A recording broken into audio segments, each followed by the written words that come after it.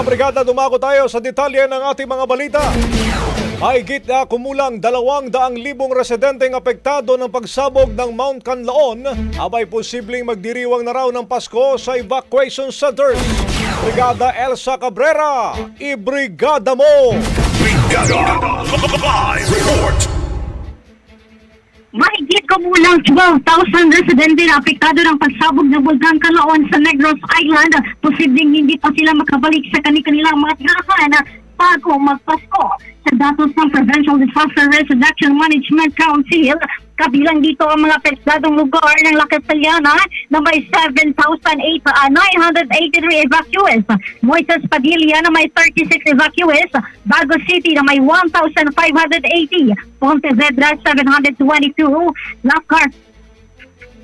Carlota City 1,346, and Morsa na may 53 evacuees.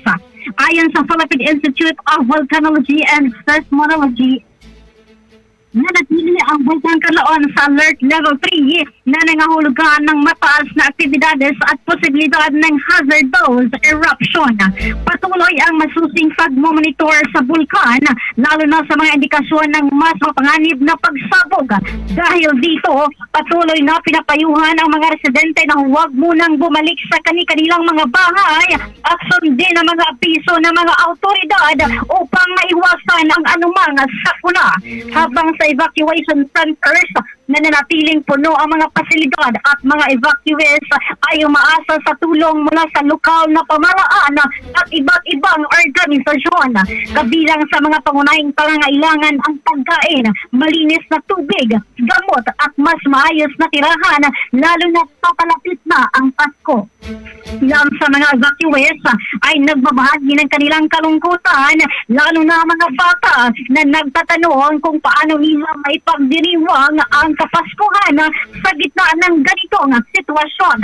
Ayon kay Gobernador Eugenio Jose Lacson ng Negros Occidental, ginagawa ng lokal na pamahalaan ang lahat ng makakaya upang matugunan ang mga pangangailangan ng evacuees. Sabi nito, bagamat mahirap ang kanilang sitwasyon, sisiguraduhin naman na madarama pa rin nila ang diwa ng Pasko. Nagpaklaro rin ang mga lokal na opisyalis ng mga simpleng aktibidades para sa evacuees upang maibsan ang kanilang lungkot sa darating na Pasko. Samantala, patuloy na nanawagan ang mga residente sa iba't ibang ahensya ng gobyerno at pribadong sektor para sa karagdagang tulong at suporta.